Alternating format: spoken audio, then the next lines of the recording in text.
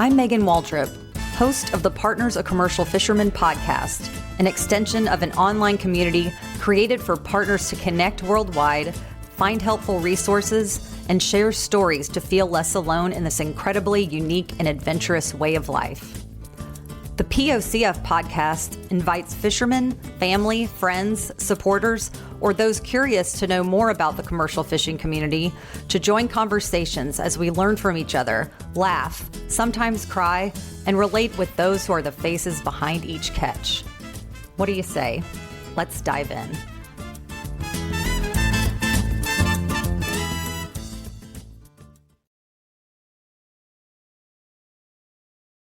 Today, we're talking about a more serious subject that is rampant in the fishing industry and every corner of our society.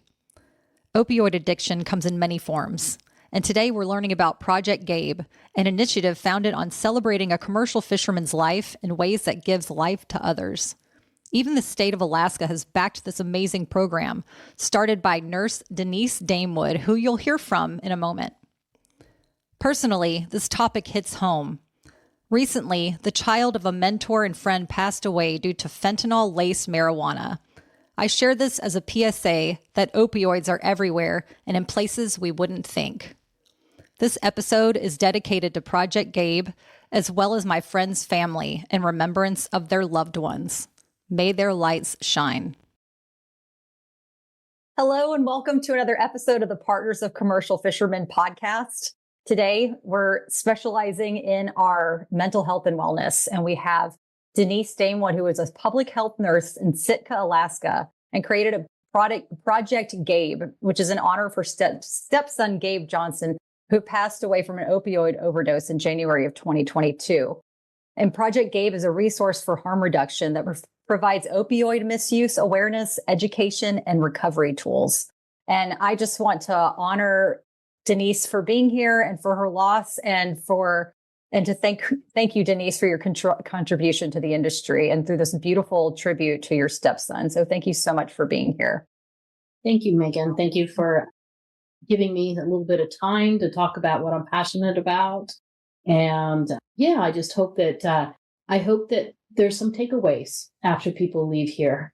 It definitely is a topic that is near and dear to my heart. So thank you very much. Absolutely. I know there will be takeaways because to give a little background, I first met Denise at the Pacific Marine Expo, and I was wandering Alaska Hall, and I saw her opioid emergency kits, and I was curious and asking her about what all this was. Then I got to know more about her on the mental health panel that they featured. And it was so lovely to hear Denise's, not only what she's doing for the community, but also the love and the passion and her holistic approach to this epidemic that we have and our solutions to make everybody's lives better. And so thank you for that. There's a little piece on Denise in the a PME recap that I did for National Fishermen that you can read more. And there was great coverage by Carly Stewart there as well. So to dive in, I would love for you to tell us about Gabe and what he was like and what your relationship was like. Yeah. So Gabe is definitely one of those guys that you can put in a room, give him 5 seconds, and he knows everybody in the room and is friends with everybody. I mean, it was just a very charismatic, very infectious smile and laughter that everybody wanted to be included in that. You felt good when you were with Gabe.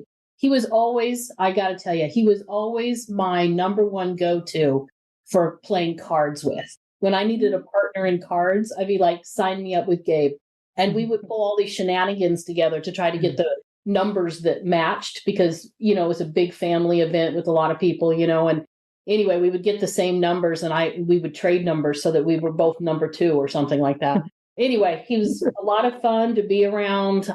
Very much outdoorsy, loved hunting, fishing, anything to do with game. He just enjoyed being outdoors. He'd rather be outside than inside. Matter of fact, his job often took him outside more than inside. He just wasn't a sit down kind of guy, but he was always smiling, always having fun. Yeah, that was just who he was. Thank you so much for sharing that. And to go into the heart of why we're here, could you start off by telling us surprising facts about opioids that we may not know? And also maybe more of your background and your nurse training and your approach to addressing that with the community. Yeah, okay. So probably it's good to say that my partner that I've been with for almost 10 years now, his name is Gabe Johnston. And between us, we have 5 boys. Our oldest son is Gabe. And Gabe was 30 years old when he passed away. He was first introduced to drugs during his teenage years from a friend whose father had been prescribed pain medicines. And then, unfortunately, Gabe became addicted, which led to over 14 years of polysubstance abuse. And he passed away January 31st in 2022 from an opioid overdose. He took some pain medicine and that was not prescribed, and it had fentanyl in it. Matter of fact, it had carfentanil in it, which is meant for veterinary use for large mammals, such as tranquilizer for an elephant, something large like that. So he had that in his system. So unfortunately, he passed away from that.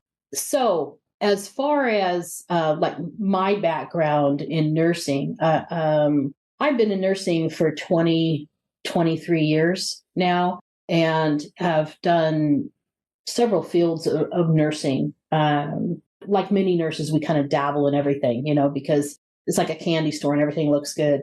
But been doing public health type of nursing in the latter stages of my career. And so I've been doing public health here in Sitka for just over 4 years. And in general, community health, public health for, at least a decade. So I've got a good grounding in that public health field as well. And love it because it encompasses many things. And you get to meet all sorts of people, different walks of their life, where they're at, whether it's, providing community services, with like immunizations for children, all the way up to, working with individuals such as the commercial fishermen and, opioid misuse and stuff. So I have a deep passion and a deep love for that as well. And it allows me really to do what I'm really good at, which always is fun. It's so it's not a job to me. It is a ministry that I do because I'm passionate about it. And the state of Alaska, they tolerate me pretty well. So, but yes, I do enjoy that. What was your other question, Megan? I kind of left something else off. No, that's great. You hit mainly the points. I was your background, which is incredible. And I wanted to, and when I was asking about the surprising facts about opioid, which I feel like the fact that things are snuck into other types of pills and all that, we could go into, the depths of that. Yeah. Do you have any other comments on that about opioids currently out there in the market or not on the market? Yeah, there is quite a lot going on about that, isn't there?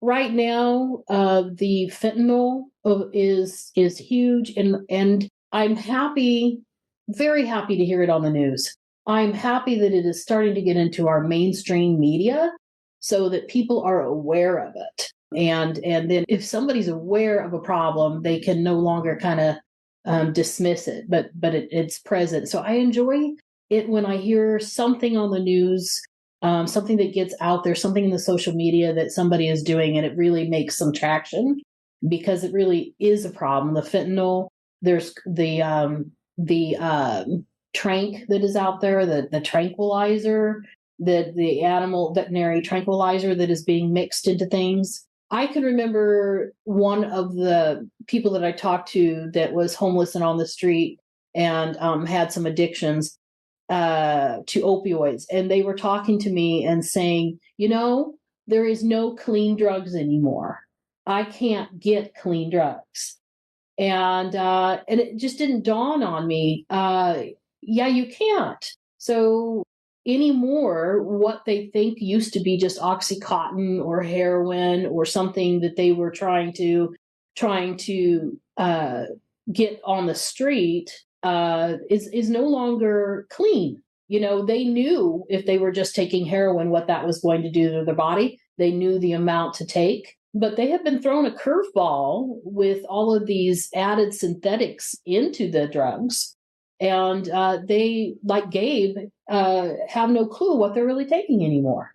So it's become unclean, which is creating even more of a problem than just the typical opioids. The other thing that people are, I think, starting to become aware of is what can happen with drugs that are purchased even through like a big box store or online and or out of the United States. There was a day, I got to tell you, Megan, where I helped some children in an orphanage in Mexico to become adopted, and they needed a health checkup. So I was doing that, and I realized that I could get any type of medication, such as like an antibiotic or something like that. And I took advantage of that. I was like, hey, I'm here doing this work.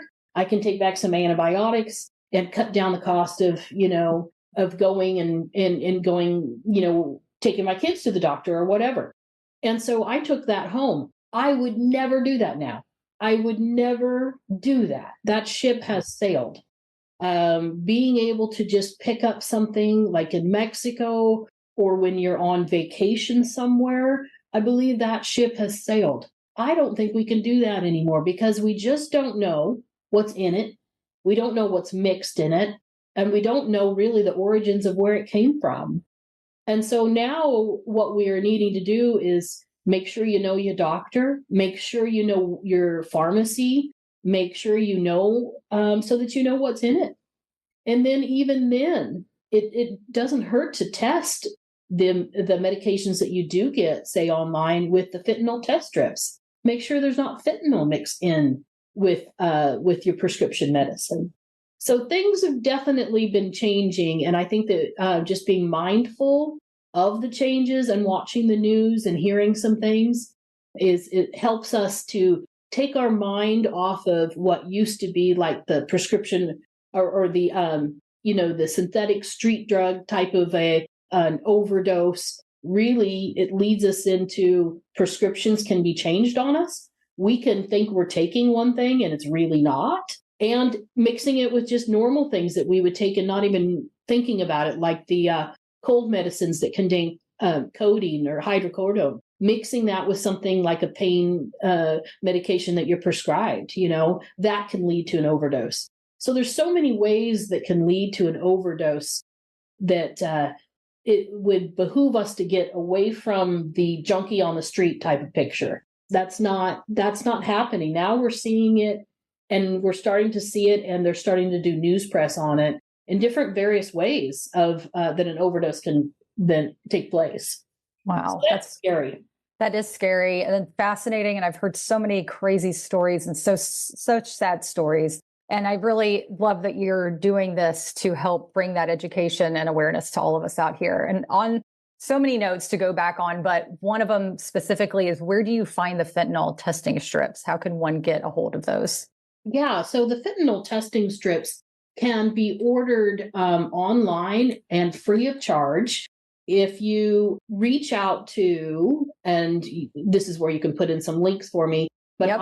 I know mine is a great resource for getting fentanyl testing strips, and it's just iknowmine.com. And then there's also, if you're in Alaska, there's also Project Hope that has the fentanyl testing strips that you can order. And outside of Alaska, in the lower 48, if you have a public health, you could just Google your local public health, and you can call and make sure they have them, but they will have them there that you can pick up at your public health. It's part of what we do for harm reduction. So you can order it that way. And if not, all else fails, call your pharmacy because they will know where you can locate it. Amazing. I'm writing all these notes down, and I'll also put these in the show notes for everybody listening as well. It's fascinating. Yes. So on the fentanyl strips, I've noticed that there are groups out at certain concerts, live shows, festivals that go around passing out these strips to people so they can test their product, because this has become so rampant in all types, not just industries, but lifestyles, as we know. I mean, it's just insane. And it's nice to know that there's free, you can get them for free. Like, wow, thank you for having free something out there when it comes to healthcare and wellness, Absolutely. right? Oh, Yes. man. Yes. Oh. And I see them out there doing that too. The fentanyl test strips are great. They are a great thing to have on board wherever you're at, easy to take and easy to test. You can just scrape a little of the pill into the cap of your water bottle, dip the test strip in, and if you have it's kind of like to see if you're pregnant. So a pregnancy test, it resembles that, but if it's positive under the control, it will have one line, and if it's negative, it will have two lines. And if it's invalid, it just means it's probably expired or something. Some heat got to it or something, and just retest it again. But definitely, we are meeting people where they are at. And you may test for fentanyl before you use, because just saying, just stop using is not going to probably be very helpful. They wouldn't be using if they could stop. That's just what it is. But it helps them to know what's in it. And they can either take less of it, or they can just not take it at all. And then also, there's just something popped into my mind, but Never Use Alone is also a resource that is out there. And they have a Facebook page, and you can Google them, but they're neverusealone.com. And that is they also have and I'll give you that as well, but they also have an 800 number, but it's an overdose prevention lifeline. So if you're about to use, you can't test with fentanyl strips, but you don't know really what it is because maybe you just picked it up somewhere or somebody gave it to you. You can use that Never Use Alone overdose prevention line. Give them a call. They will literally stay on the phone with you. You just have to tell them where you're at, but they will stay on the phone with you and make sure that everything's okay. Once you have taken it and you're okay, then they let you go off the phone, and that's all the further that goes. But it's kind of like having a friend that just kind of is there for you when you need them most. I sure wish Gabe would have done that. I really do. He would have had 911 services to his home, within minutes, versus waiting for his family to come home from a camping trip the day after and finding him that way. So that is a remarkable thing. Obviously, education is not permission. I'm not saying go do this. I'm saying, educating yourself and others about harm reduction is what saves lives. Absolutely. And thank you so much again for sharing about Gabe and his experience, and how it can help others is just infinite. So thank you for that. And on that note, let's talk about the Project Gabe. Like you said, you have some incredible harm reduction resources, as you've already mentioned. And I would love to know, I watched the video that I'll also link about your work with the public nursing in Alaska and rural communities. And on it had the opioid emergency kit. I believe I have that name right. If not, please tell me. Could you tell us more about how that is with Project Gabe, and what does that entail, and how do people use it, and how do they get in touch with you, and who can get in touch, and all that good stuff? All right. Awesome. Okay. So you're going to hear, like with our conversation, you've already been hearing probably a little bit about like Narcan. So we use Narcan, Naloxone, Colox Auto, and those are all opioid reversal medications, and we use them interchangeably, those names. So if you hear me go back and forth, or you hear other people talking about it, it's just like the Kleenex brand and tissue, is that is what it is. Okay, so they all temporarily reverse the effects of opioid. The key word to that is temporary. So depending upon how much that person has on board as far as an opioid, is dependent upon how much of the reversal medication they're going to need. So when you do get a kit, it typically always comes with two like nasal plunger type of a spray. And that's because one probably won't do it. So giving one, and then you can wait, and within 30 to 40 seconds, it's immediate. And if it's not, you give it again. And using the other nostril, just in case there's like a deviated septum or something's going on, or you didn't get the right angle, but you can go to the other nostril and do that. And that is important because if they have more on their opioid receptors than you anticipated or that you're aware of, and you didn't see them go down and you don't know them, kind of a thing, or even if you do, that can temporarily reverse it to where they start to revive, wake up a little bit, start to kind of come to, but then they slip right back into it again. So it's okay to give the naloxone several times. You can't overdose a person on naloxone simply because it is a reversal of a medication. So you're not like adding another medication on top, but you're reversing the effects of the opioid. And so that is important to know, that you can't overdose. Another thing that is important to know is that not only can you not overdose somebody, there's no potential for an abuse because nobody is going to be craving that. There's no addiction with that naloxone. And so also, in case a child gets into it, there's no accidental administered problems that you've got to deal with that. So it's okay if it's not locked up, if it's just, with you in your knapsack or something and a child goes through it, you're going to be okay. But naloxone only works against opioids. So it does not work to reverse something that is not an opioid. So naloxone will reverse heroin, meth, Oxycontin, Vicodin, Percocet, codeine, and fentanyl.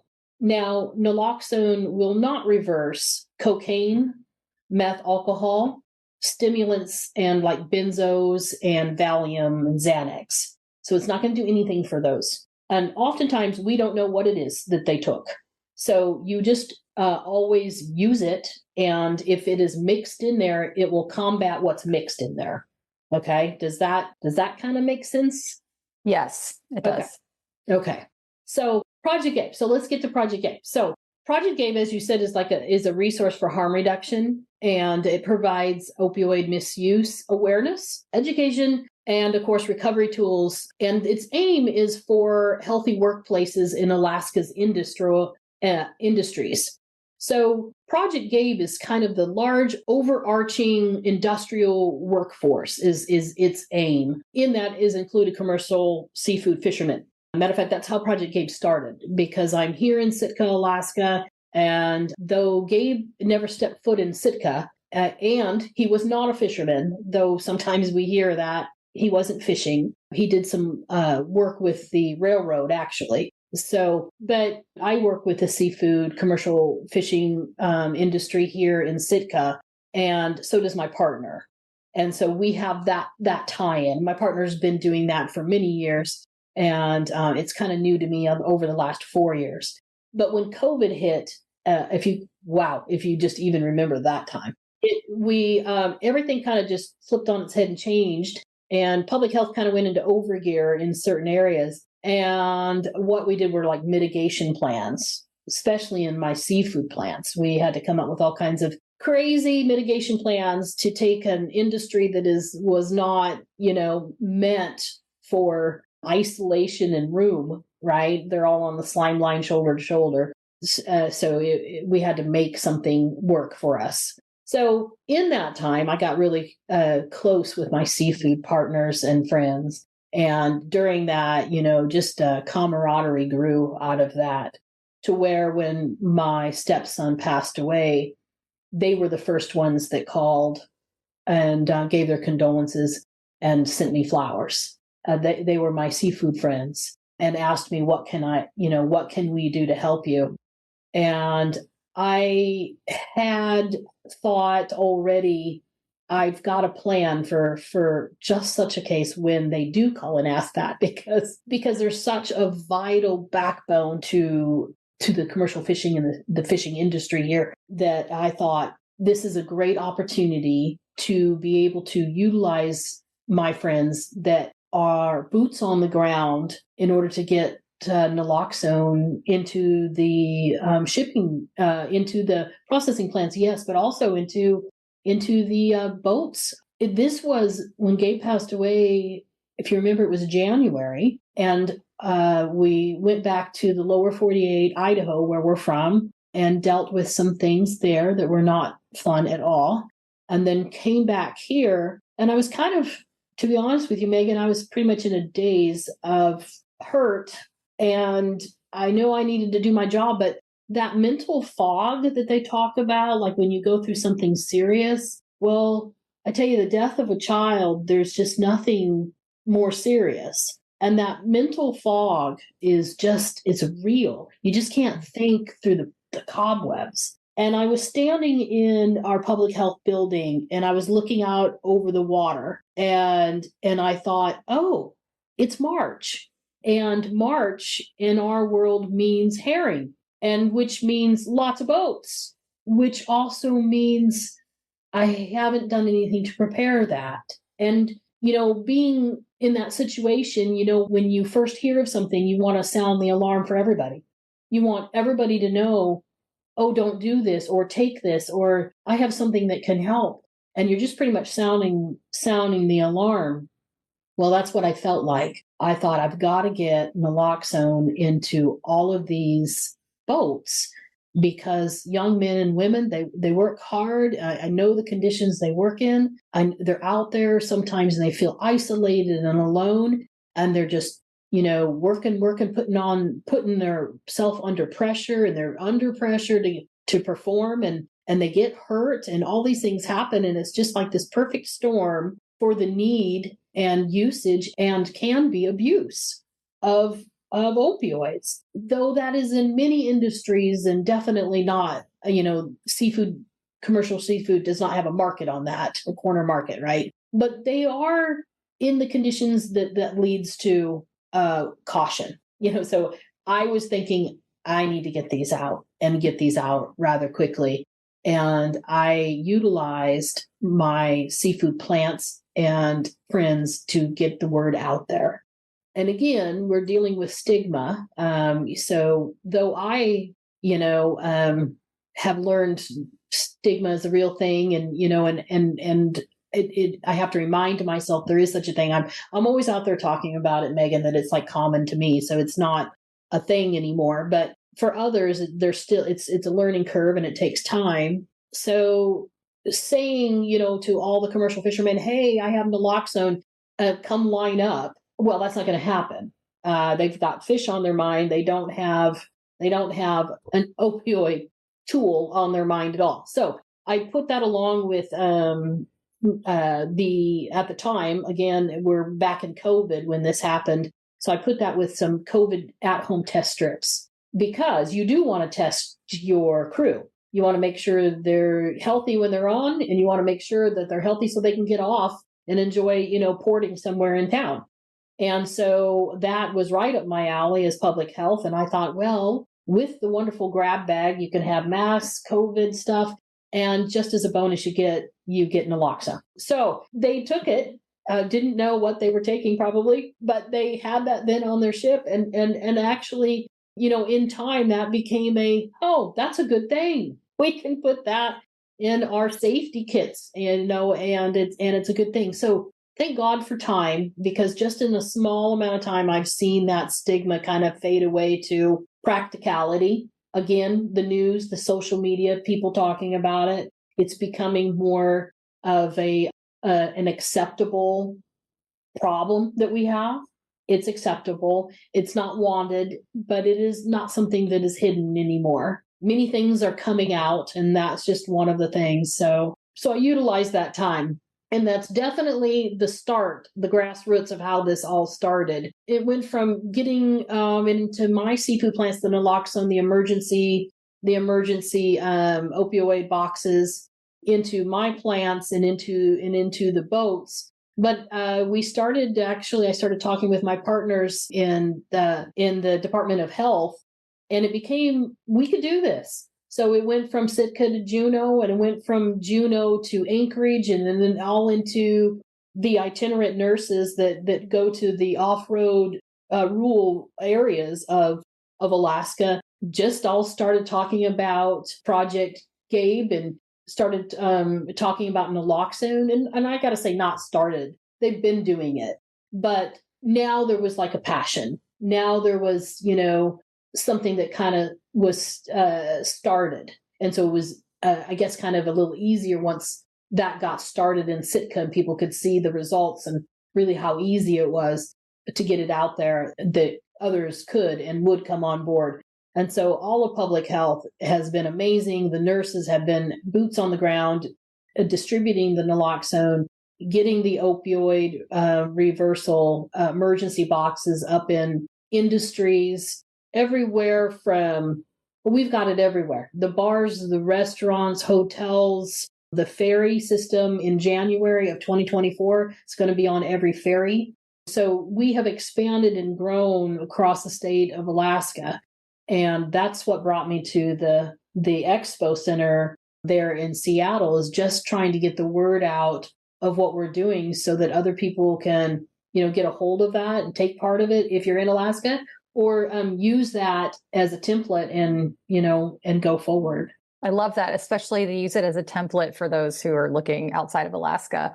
Mm-hmm. On that note, could you explain, since no one can see us since they're listening, can you explain what the boxes look like, how big they are, and where people put them on the boats? Yeah. So the boxes are a red box with a see-through plexiglass front, and they are to be mounted with the other life-saving equipment in an industry. So they're mounted by the fire extinguisher, the AEDs, the first aid kits. And then what I can go into what's in them as well. Let me explain a little bit of what Project Gabe is. It's more than just naloxone. So I will try to explain that here and condense it. But basically, it's like a simple, and it is pretty simple, 3-prong approach to Alaska's opioid epidemic. But we, in the 3 prongs, number 1 is to provide education. Number 2 is to provide the tool. And then number 3 is to build partnerships. Okay, so in providing the education, that is what's addressing the stigma, because if you're educated, the stigma just kind of goes away, right? And then you're on board with the let's do, and you're more reaction. You're going to have a reaction. So increasing and addressing the stigma under education, and then just the awareness and knowledge of opioid misuse, polysubstance use, and the dangers, of course, of fentanyl, and then recognizing the signs of overdose, and then how to administer naloxone. So that all fits under the education. And the education, if we're looking at the industries that these boxes are going into, not only can you have a box, but you have to have the education piece. And so how that is worked is through a PowerPoint that I personalize, that I give to human resources. And when they're doing their onboarding for orientation, they'll talk about OSHA and different training stuff. And so these slides that I make just go into their existing presentation for orientation. So they just take that slide, put that in, and then there's like 3 slides, and it goes over what the boxes are, where to find them, and what's in them, and what to look for opioid overdose, and then how to use naloxone. So that's all for the new hires. The education is also provided during like CPR classes. So when like AMC does a CPR class, they will talk about naloxone as well. And then that way you're trained with naloxone along with your CPR. And then you have the ability to take a kit home with you. So education is that way. The tools is basically making the naloxone and fentanyl strips available. So that's through the mounted box. And again, I explained that's where your other emergency equipment is. So we ask them to, put that with their other emergency life-saving equipment. And then there's also the dry bag. So we have 2 that we haven't really talked about the dry bag, but there's a Gabe dry bag that is for like off-road communities where they have them like in a hazard shelter, and they have an evacuation plan type of a thing, and the commercial fishermen, because it keeps it dry. So instead of like the box that will get the seawater kind of thing, we've got the dry bags that will help protect the naloxone in that. And then we have the individual personal overdose rescue kits, like through Project Hope with the 2 naloxone that are in them, or the I Know Mine, they will have like a personal one. So that's a personal level. Wonderful. Thank you for explaining that. And so wondering if people are trying to put their kids together that don't live in Alaska, how are they able to get the naloxone, or is that something that they would contact I Know Mine or Project Hope about? That is something that they would contact them about if they're outside of Alaska. And basically what they're asking for is in the kit is the naloxone, the steps on how to respond to opioid overdose so that you have the instruction. And then there's like 2 sharp containers in case they do have sharps with them. And then there's a CPR face shield because you will be doing CPR with it.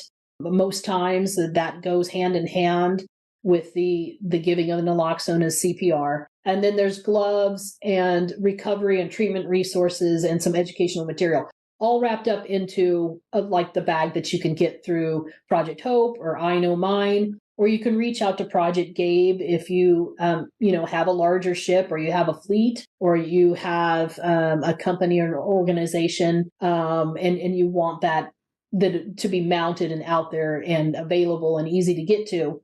Then you can contact Project Gabe, and it's just projectgabe@alaska.gov. It's just an email. Shoot us an email, and then we will send that free of charge to wherever you need that.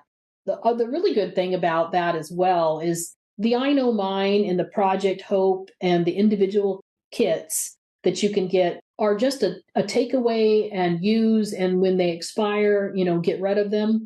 The Project Gabe, dry bag and the boxes, they have a serial number on them or a number on them that correlates with your business.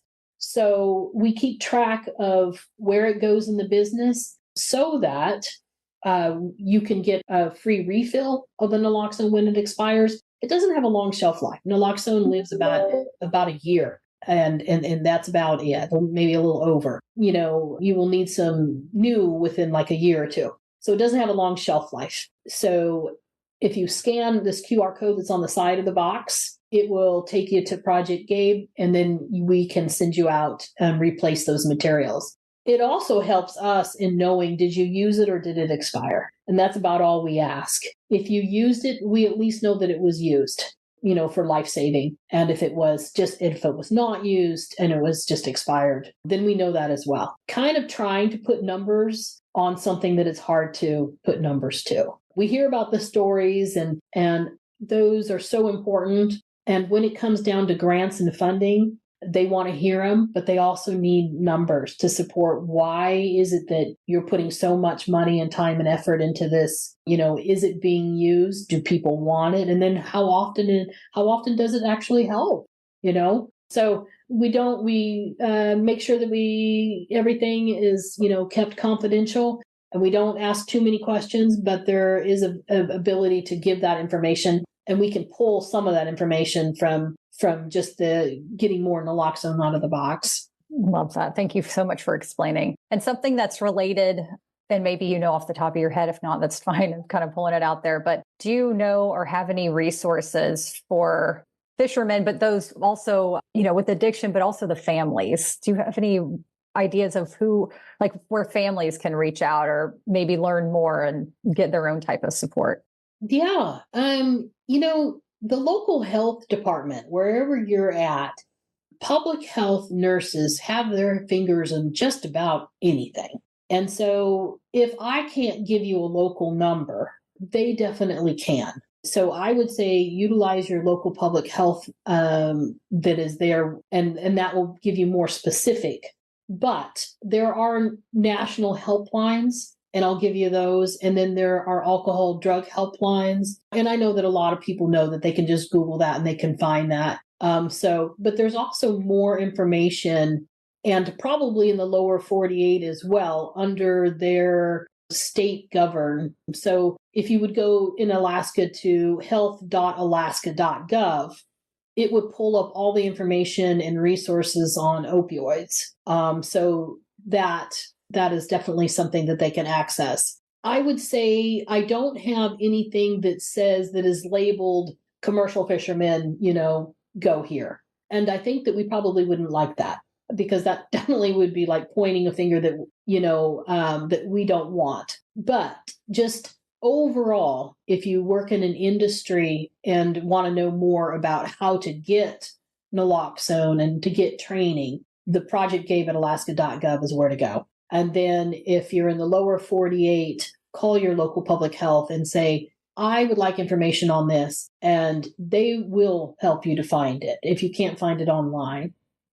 Thank you so much for all that information. And to wrap it up, because it's so informative and lots to think about, and just great resources for obviously partners of commercial fishermen to research for their family members, but also maybe for themselves or anybody listening. You're not alone. That's number one always. Everybody has felt these feelings of loss and isolation and confusion and fear and addiction. And so as isolating as it does feel, you're definitely not alone in that. And thank you for sharing Gabe's story to help us feel more united on that. And what's the biggest takeaway that you hope people get from Project Gabe, or anything that you would like to leave us today?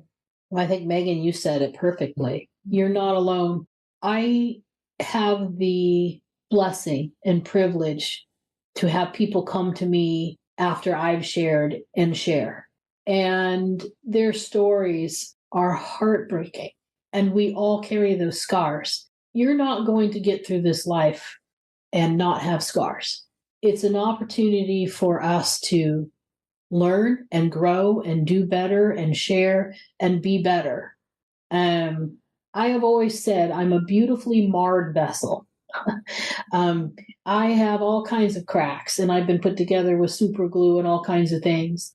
But when you shine a light through me, how pretty that is. And that is what I take with me. And how pretty we all are. If you shine that light, that shines on people, and they can take from that and heal, and they can learn and they can grow. And that's the most important thing. I love my Gabe. I miss him. There's not a day that goes by that I don't think about him.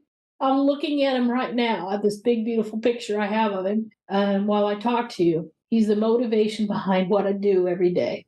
He's the hope and joy of what I do. And I miss him. And I know that as hard as this is, in his death, he has touched more people than he ever could have in his life. That being said, I'd rather have him than not. But his death isn't in vain. He didn't die alone as a drug user. And then that was that. And that was his last memory, and then he's not talked about. I can't have that. We won't have that. His family wouldn't stand for that.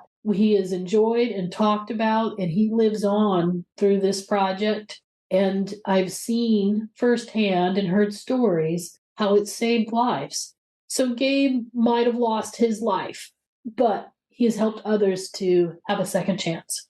And that means the most. Absolutely. That was absolutely so beautiful. There's nothing else to add to that. Thank you so much, Denise, for being here, and for Project Gabe, and for making listeners out there feel not alone, and to see how we can continue to better our lives and help each other, and find that joy that we can just keep going on. So thank you so much, and look forward to supporting and following you on this amazing journey. Thank you, Megan. And I am following you in your podcast as well. Thank you. Thank you so much for being here. Your downloads, your reviews mean more than you know, because that's how we know that you are enjoying the podcast. And if you'd like to further support the community, you can tap the subscribe button, share with family and friends, post on socials, or write a review. But you know what? As long as you're getting value, that is all that matters. But if you go that extra step, we truly, truly appreciate it. So thank you, thank you, thank you. And if you're a partner of a commercial fisherman looking for more resources on how to navigate this unique lifestyle, from long distance dating to communication to finances to motherhood advice to mental health, safety, you know, all the things. We're building more resources on succession planning and retirement. It's going to be amazing. There's even an option to join the private forum as well if you jump onto pocfpride.com to learn more. We are there for you. We got all of the community and all of the resources you need, and they are continuing to grow as we learn what you need the most. We can't wait to connect with you, and thank you so much again for being here. I need to take a minute to shout out our private forum. It is just getting better and better every day, and I want to take a moment to tell you about how incredible it is. So our private forum is a VIP members-only community with POCFs. It's for you to connect with other partners of commercial fishermen around the world whenever you want, need, or seek support. And the bonuses are that this is the only way that you get access to monthly Zoom calls to connect with other members on topics that are important to you, private podcast series where I publish behind closed doors conversations from guests that you've heard on this podcast. And let me tell you, that's when the tea is spilled. That is the good stuff. It's where they feel comfortable to speak to other POCFs because they are as well. And it's just real nice. Easy to navigate topics so you can join or start conversations with other POCFs as you please. There's no searching and figuring out what people have been talking about. Everything is beautifully categorized. So you can jump in to getting married to a fisherman, mom advice, the list goes on and on. This is also the place that you can ask questions or vent with love without judgment. We know you love your fishermen. We also know that it can be tough sometimes with this lifestyle. You can talk to us and we'll never judge you. This is your safe space. This is also this is the place that you have the ability to ask me questions, seek advice, or get feedback. And this is the only way to currently reach me directly. I'm so excited and proud and I'm amazed about how this community has grown. And this is the best way for us all to commune. It's just social medias and emails are kind of getting out of control. And I would love to have our personal connection in this forum. So this is where you can reach me. There's also private resources from money management to mental health, you name it. It's going to be ongoing, added, juicy memory bank of resources constantly for forum members. There's also quarterly virtual events with trusted professionals that focus on the lifestyle challenges that we have and how to overcome them. And you also get first access to annual in-person events and to hang out with your fish sisters in real life, y'all. So if you want to check it out, you can go to meganwaldrop.com/private-forum, and there is the beautiful landing page for you to learn all about these goodies and how to become a member too. We really, really cannot wait to meet you. And if you have any questions, you can email me and my team at support@meganwaldrop.com. I got you.